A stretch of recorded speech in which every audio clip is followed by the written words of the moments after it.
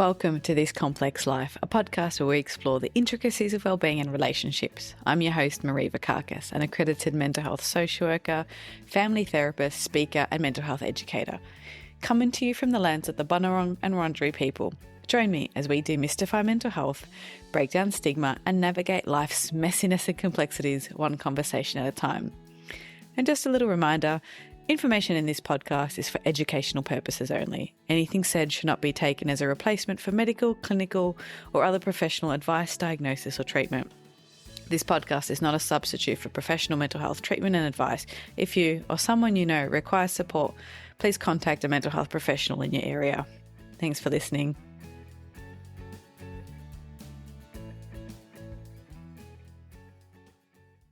Hello and welcome to another episode of This Complex Life. Today I have with me Patch. Hi, Patch.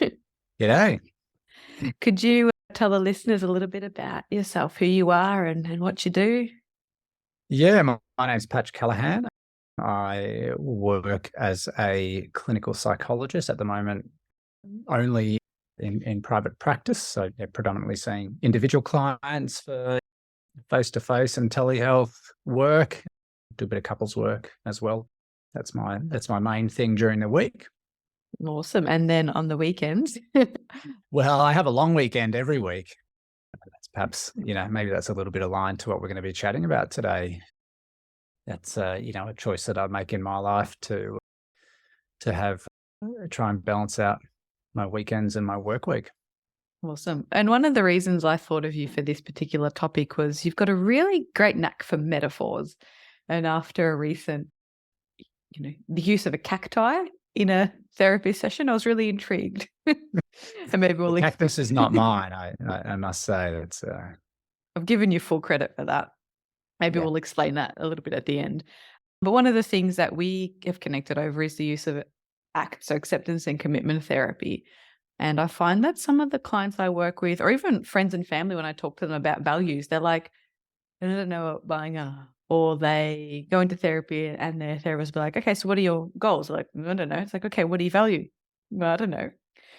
So I thought that'd be a really great place to start. How can you explain the importance of values in the context of ACT or even just broader counselling and psychology? Yeah, look, I think it can be helpful in the context of ACT because when we use this term values, it can mean a lot of different things to a lot of different people. So when we talk about values in acceptance and commitment therapy, we're really talking about, chosen life directions. These are instructing how we want to be and behave in our life. So a few elements to that is that, that these are freely chosen things that we connect to, that we choose, that we name, that we pursue in our lives. It's very different when we might have a value that might come from our history, perhaps, or our family of origin, or religion, or schooling. We even know that it's a big thing in sort of organizational workplaces, to have organizational values. So when we look at it from a sort of particularly probably from any therapeutic stance or counseling stance, we are thinking about, what is it that I choose to care about in my life, about how I want to behave, about what I want in my life. And how do you explain the difference to someone who is maybe engaging with therapy for the first time or just listening to this, the difference between a value and a goal?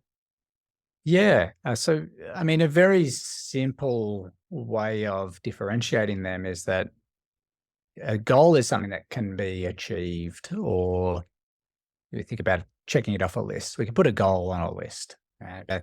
A value is sort of the direction. It's the reason why we might engage in a goal.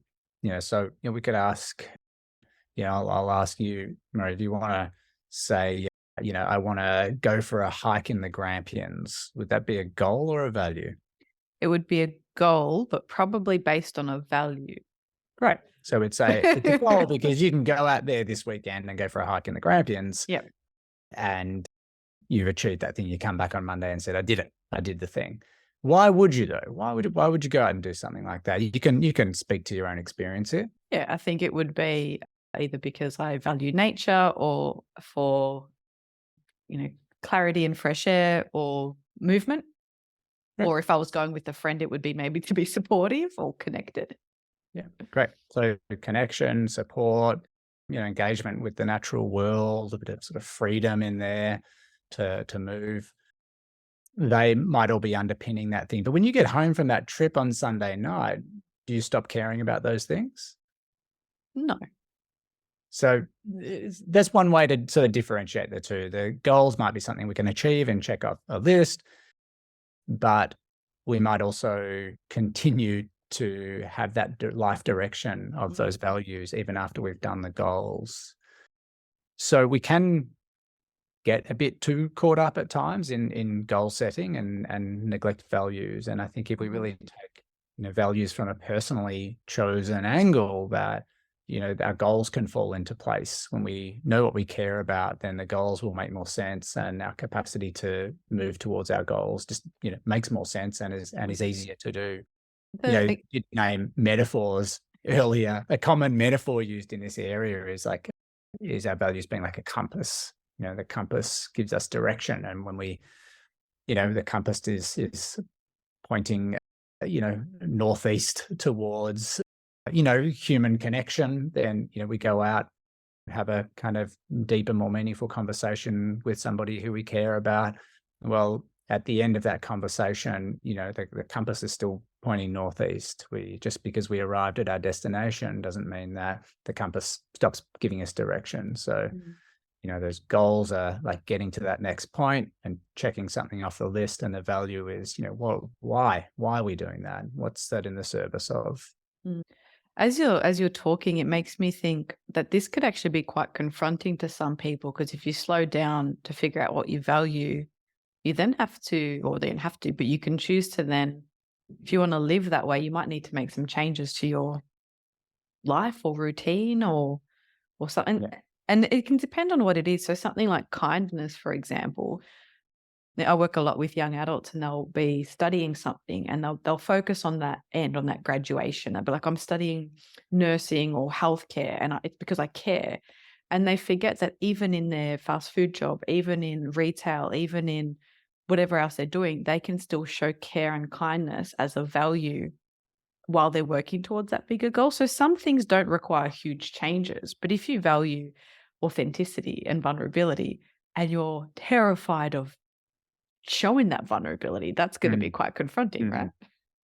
Yeah, and I think it's a really nice point, Marie, because sometimes when we're setting those goals, we set those goals so far and so high. I think often, people can relate to the idea of, valuing freedom. And what does freedom look like? Well, it looks like, not working and not studying and having like 12 months and all this money to like, pack a backpack and go off, wandering on a one-way ticket around the globe. Yeah, sure, that's freedom, right? But, also, getting on your bike and choosing which way you ride your bike to work is freedom as well. Choosing what music that you put on the stereo is freedom as well. Showing up and being the person you want to be when you've got difficult stuff going on in your inside world, that's freedom too. And so, what are all of those little ways in which we can live a valued life, I think is potentially more impactful than having those big long-sighted kind of goals aligned to values, is that really showing up. I think there are a number of ways we can approach values, and that is to, we can establish something that we care about and kind of generate a goal from that that's aligned to that. It might be, as you named earlier, a value kind of connection to the natural world and freedom and supporting friends. And so I'm going to organize to go on a hike with a friend of mine who I know is having a rough time, and we're going to go out and spend a couple of days in the bush together. But that's, that's always setting goals in line with our values. We can also move about in our day, not necessarily setting goals, but another way of living our values is to choose how we show up moment to moment. As I walk through the door when I get home, or as I kind of going to pick the kids up from school, what is it in that moment that I find important? How do I want to show up to that moment? So it's not necessarily setting a goal in the service of that value, but it is trying to be mindful of choosing how we're showing up moment to Mm. moment throughout our day. So where does someone start defining their values, and how specific do you need to be? So if it's something just like I value family, like do you break it down more, or is it like how like I have a range of different tools and techniques that I use, but I'd be curious to hear like how do you get someone who's maybe it's their first time in therapy, or someone there asks you what you do for work at the pub and you're like, oh God, do I tell them? And they're like, well, how do I even do this? No, Like, where do you start? Where would you encourage someone to begin?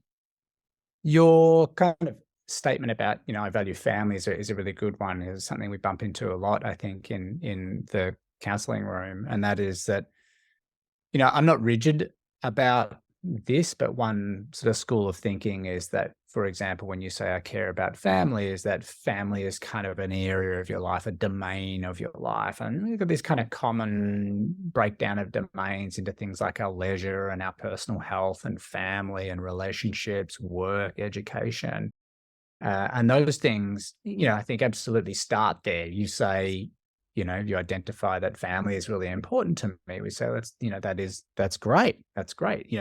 This kind of values question from perhaps an ACT perspective might then go on to ask, given that that thing is important to you, or that area of your life is really important to you, how do you want to engage with it? What feels like a kind of meaningful way to engage with that? What feels like you kind of yearn for or long for in that domain? So we then might get into starting to talk to things that might help us to inform our behavior and what we do. So we might say, okay, there's a family dinner on the weekend. Now, if I just say family is really important to me, when I go to that family dinner, family is important to me, but that statement alone, or connecting to that idea of family being important alone, doesn't necessarily give me guidance on what to do or how to show up to that meal. So we kind of then go and ask that extra question of, or within that area of your life, what feels really important to you? So we might say, well, kind of vulnerability feels really important, and kind of reliability or dependability, that feels really important in my family unit. And so, all right, that starts to guide me. Maybe after lunch when we're all sitting around having a yarn, I might share that thing that's going on in my life with my brother or my mother or whoever it might be. So connecting a little bit deeper to specific kind of ideas that inform behavior. And again, this is where we come back to that definition, that values we are hoping will inform our behavior and how we act in the world. So family, yep, family is really important to me, but actually these are the specific things that feel really important. And that can change as well. Like it might feel that, when I go to that family event on the weekend, what really matters to me here now in this context might be different to what felt really important to me 2 months ago. As you're describing that, that was a really good example. It has me thinking about the work I often do with parents when they'll say, "Oh, my kids are the most important thing," or "I value them." But then Yeah, it great. is really breaking it down into, and sometimes it can be really confronting. It's like, oh, I want to be a better parent than my parents, or I want to do things different, or I want them to feel this way. And then you start breaking it down, and that's really important to think, well, how am I showing up? Like, I want them to feel loved. Okay, so is my behavior making them feel loved, or am I absent or absent-minded or distracted or not spending quality time? So it's really then using that maybe as a starting point and then funneling really down. Yep. Look, I think exactly what we want to do. We want to kind of get to some sort of tangible point where that it's sort of, we're good at thinking and we're good at ideas, us humans. So we really want something here that can be a real guide to what we do. I think you asked, did you ask me a double-barreled question before? Was that sort of how might we sort of get into it as well? Or sort of, did you ask about Yeah. exercise? Yeah, I think that, well, I guess a kind of a natural flow is once you identify a few, how many would you start with? Like, would you give Look, someone? It's an interesting question. I don't really have a clean answer for that. One of the exercises that perhaps any of your listeners could really go and do it as a self-guided exercise is to go and look up the bullseye I questionnaire. love that one. And it's got a great introduction and guidance. It asks the necessary questions in there, so people could go in.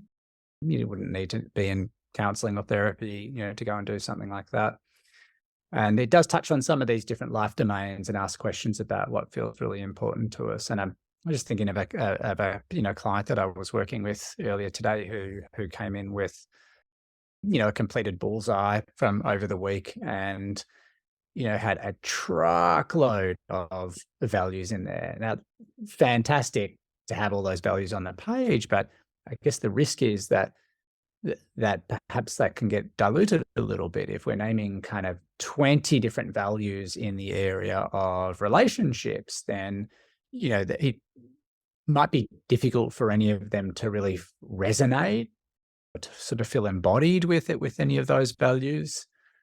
So I think it's not a clean answer on how many, but certainly getting yourself down to a handful, maybe 5 or 6 in an area of your life that you can kind of hold on to, and that they mean something to you, that each one of those kind of activates something in your body and, connects to a kind of future that you want to have and you want to be engaged with. So it also means that it's a little bit more tangible when we kind of, when we head out to the Grampians or when we go to that family event, we can kind of hold on to a few things. I don't know about you, but I can't hold on to much more than probably 2 things at a time.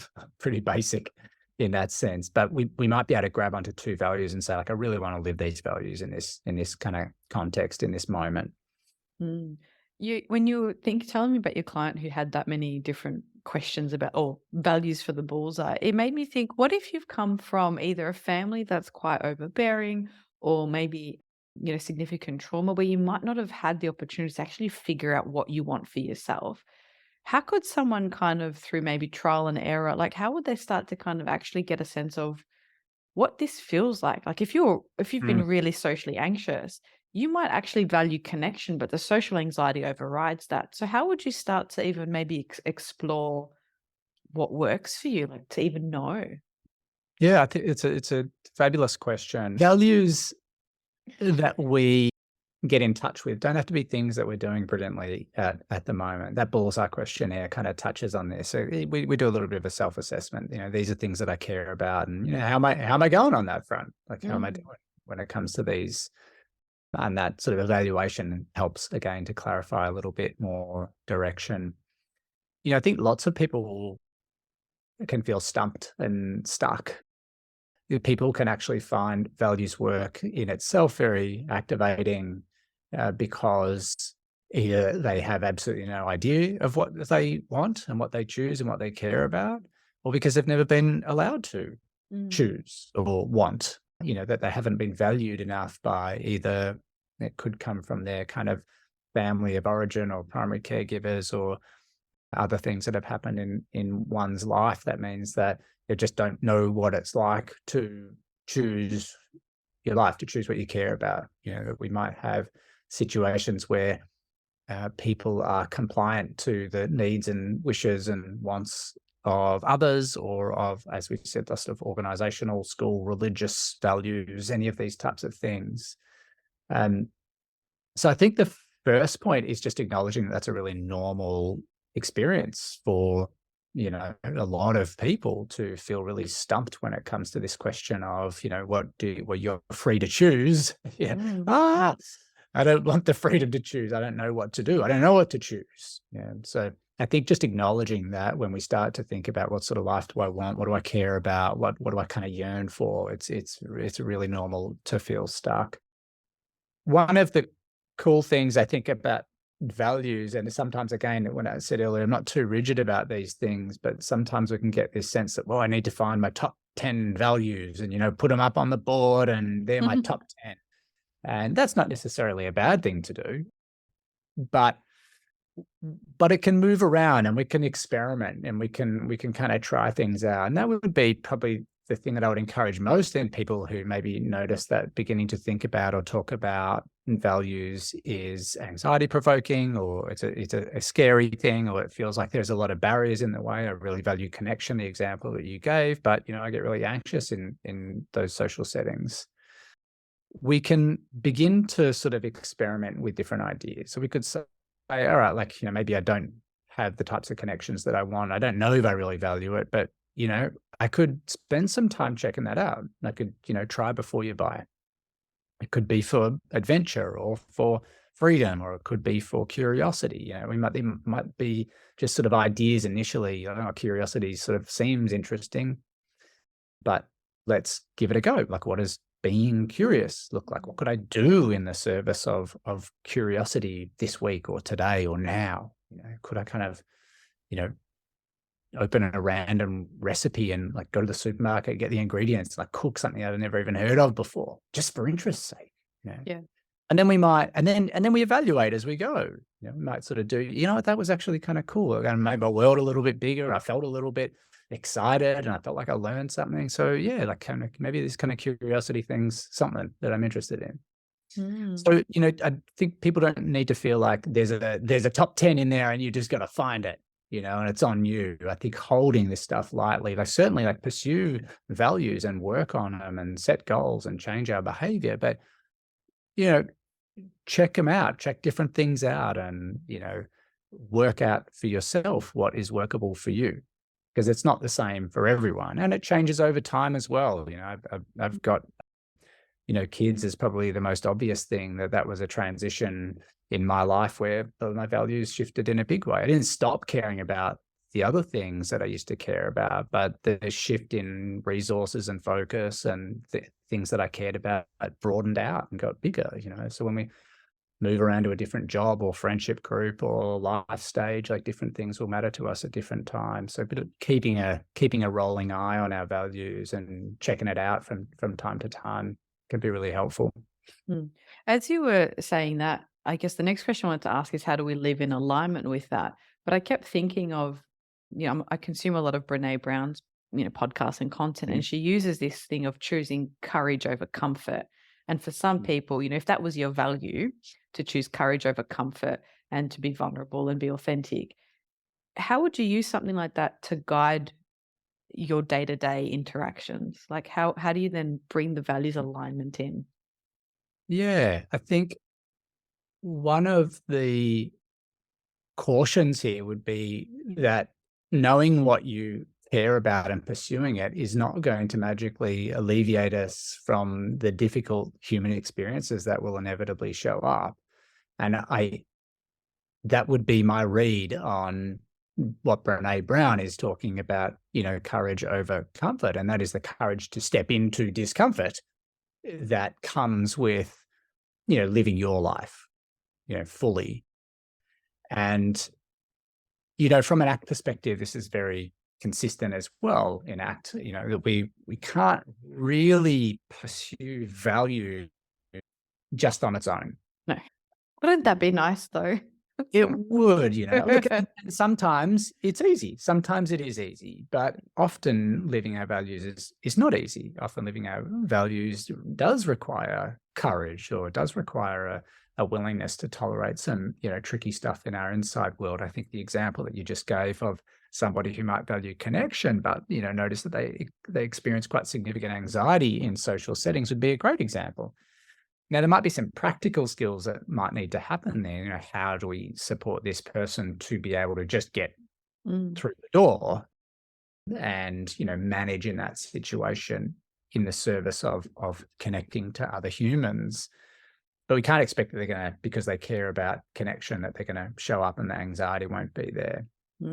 So I think the ACT model, is certainly not the only model, but, ACT offers these different components to the therapy alongside this sort of values and action piece is this sort of learning how to skillfully have the difficult stuff that inevitably shows up when we move towards things that are important to us. So that could be any internal experiences. It could be our thoughts and memories. It could be sensations, feelings, emotions in the body. It could be urges. And so we want to find ways to be able to have that stuff as it is, but be driven primarily by our pursuit in living our life in a way that's aligned to our values, rather than living a life that is driven by trying to not have difficult or aversive stuff showing up in our experience. And I think that's a really key point, that, most people rock up to therapy or counseling because they want to find a way to not have difficult stuff that they've got. And that's, an obvious way that people would show up to doing the work. And it's a totally normal human experience to want to not have tricky stuff that you do have. Yeah, but in ACT, we take a slightly different approach. We kind of prioritize in a way. We prioritize this values and this action, moving towards what we want a little bit over kind of the symptom reduction. In ACT, we don't really even necessarily target like making you feel less anxious or be less depressed, or, try to not have self-criticisms, for example. Interestingly, what we often see in, if we're taking data and outcome measures, we often see that as we get stronger, kind of connecting to values and taking action on them, with an ability to kind of step back a little bit from our experience, so those unwanted experiences aren't, dictating what we do, that often we see that symptom reduction that people are after anyway. It's just not like the number one goal in ACT. So, I might be branching out there a little bit to sort of looking at ACT more broadly rather than just values, but hopefully that gives a little bit of context. So we're not asking people to just kind of choose what you care about and launch yourself into it, expecting that everything will be hunky-dory. I mean, I can think of one example. I've got my calendar up here on the second screen. Yeah. And, for example, one of the things I've been trying to do more of is being like showing up. So being reliable and consistent. And then there's like, okay, so many then strategies in order to live that. It's taking the time to put it in the diary.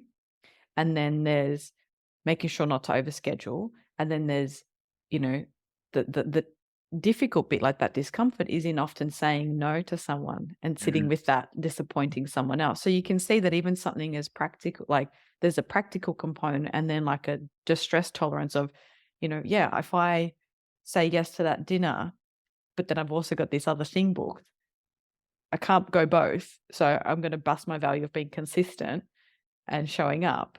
So I have to say no to start with. And that might then require me to work on setting boundaries, on my assertiveness skills or communication. Like you can see how it's really linked to a practical task and a goal, but then a value. Like they are quite enmeshed when you start to kind of nut them out that way. Yeah, absolutely. And it's the different types of approaches to values. You might have somebody like yourself who has a really kind of maybe full, very engaged, meaningful life, but that can also cause issues too, right? Like if we are overcommitted, and then that's when we need to come back to things like our within self values of self-care. And sometimes some values need to take priority in a particular moment over others. So you might value being kind of dependable and reliable, but there's not two of you. You can't be in two places at once. And, maybe actually your self-care values might indicate that, one of the things I'm working on is saying no and having some downtime, at least for a half day on a weekend or something. And so in order to do that, I need to be willing to tolerate the discomfort that comes with like saying no to somebody, and my old story coming up that I'm being a letdown or unreliable. And I'm willing to have that stuff in the service of taking good care of myself, being kind of caring and compassionate, that I'm thinking about, the long game in my well-being, and actually, prioritizing myself sometimes. Great.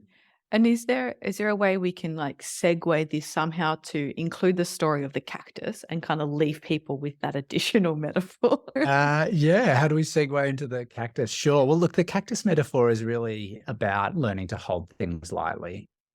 So with these values examples, what you might be doing there is holding lightly your value of, dependability and reliability, in saying that, like if I cling down really tight on those values and I hold them kind of rigidly, then actually you become quite inflexible and, have a physical cactus in my room that I get my clients to hold on to, and just notice what it's like to hold on to a spiky thing, really tightly. And it could be, your anxiety if we're going to a social event, valuing connection, but I have anxiety there and I hold on really tight to that anxiety. When we hold on really tight, it sort of creates more pain and rigidity. And now what would happen? Like if you're holding on quite firmly to a spiky cactus, what happens to your attention? Focuses on what hurts. Okay. And what happens to your behavior? Like if I could watch you holding onto a cactus, what would I see? Wanting not to, or like wanting to let go, or grimacing in pain, or being distracted, like not being able to focus on anything else. I might get angry if I'm hurt. Yep. Right. So it's all wrapped up around the cactus, you and holding the cactus, isn't it? Like trying to get away from it or being angry about it or just attending to it. There's a very kind of limited range of like behaviors that you have in that moment. And so we can find ways like this, just conceptually here with the metaphor, to kind of hold our, for example, anxiety, holding it a bit more lightly. Like what if this is something I don't need to clamp down around or get rid of? What if it was something that is as a place? What if that anxiety was something that's trying to keep me safe? What if this anxiety was something that actually informs me about my values, right? In that social situation, maybe this anxiety is something that tells me that being accepted by other humans in a tribe somewhere is really, really deeply important to me. And so the risk of getting rejected is like profoundly risky. Yeah. So So, it's we can hold it more lightly. We can kind of look at it from some different angles, and maybe we could find a place where our behavior is a little bit more broad and flexible when we go to that social event. And yeah, that's not, the anxiety is still there. Maybe it hasn't changed in any way, shape, or form. But most of our energy and resources are about showing up and giving ourselves the opportunity to have connection to other humans, rather than showing up really focused on how can we not have the thing that we've got. so that's That's my best job at pulling in the cactus metaphor. It's yeah. still No, it's a lot. perfect. So it's the psychological flexibility that we talk about. We won't go into that because we don't have any more time. But also the holding it lightly around emotions being information, not directives. Yep, absolutely. You know, Emotions are data, and I think within values work, we can use emotions as important data sources. That they can, often our deepest pains are connected to real meaning Mm. in life, and often the most meaningful things that we do are connected to pain and hurt or suffering.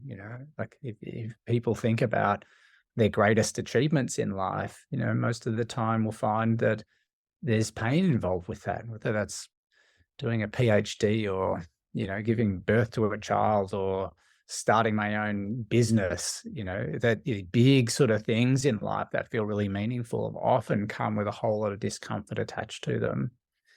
And, a willingness to kind of go through that discomfort in order to get to things that we really care about is to some degree enriching the experience, right? Like if there was no discomfort to run a marathon, it probably wouldn't be that big a deal. Like if I could just walk into the shop tomorrow and say like, yeah, I'd like to start a new business, here's some money, and then your business is there, it probably wouldn't feel like a very big accomplishment. Yes, So 100%. there is absolutely, there is data and information in our difficult emotions. And I think for people to have a good understanding of what emotions are and where they come from and what each of the different emotions actually do, why we have them, why have we actually evolved to have this emotion? Yeah, it's really tricky and it's difficult and it's painful, but we've evolved it for a reason. And if we can understand that about different emotions, it can be tremendously helpful, because we can be much more willing to have the difficult stuff if we know where it comes from and why we have it. And as you said, that it is an information source. It doesn't just have to be this kind of bad experience that we want to not have. It can contain really useful, directive sort of, well, I say directive in terms of like directing us towards values and meaning, information within them. Yeah, amazing. So if people want to get started, we'll put in the show notes. I'll put a link to one of the values, the bullseye activities, which I love to use as well. If Yep. people want to find out more about you or reach out, can they get in touch? Where do you frequent? Yeah, people are welcome to get out and, in touch with me. I have a bio on our website at Active Living. So that's just ACT, A-C-T, being acceptance and commitment therapy, actofliving.com.au. I have a bio on there. Happy to put some references into some other, self-directed values exercises as well in the show notes, perhaps. Yeah, I can Uh, do that. yeah, I think this is definitely an area that people can begin to sit down with a pen and paper and carve out some time, like really carve out some time to open up and think about what could be. And if I was free to choose, which you kind of are, if nobody else was here judging me and evaluating me about the things that I write down on this piece of paper, like if no one was there assessing me, then, what would I care about? So I don't think you have to be in a therapy space to start that process. Could be something you do, but while you're on a wait list, or something Yep. you do if you're in a court and take to therapy, or you do it just outside of any therapeutic intervention. Could be still kind of meaningful, self-directed work. Awesome. Thanks so much, Patch. Absolute pleasure. Thanks for having me.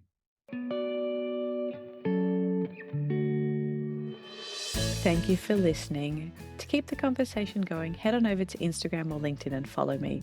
If you'd like to keep updated with episodes and other interesting things happening in mental health, join my weekly This Complex Life newsletter, where I'll share tools, tips and insight. There's a link in the show notes. Got a question you want answered? Shoot me an email or a DM. I'd love to hear from you. And if you enjoy the show, I'd really appreciate it if you could leave a rating and a review. It helps other people find the podcast.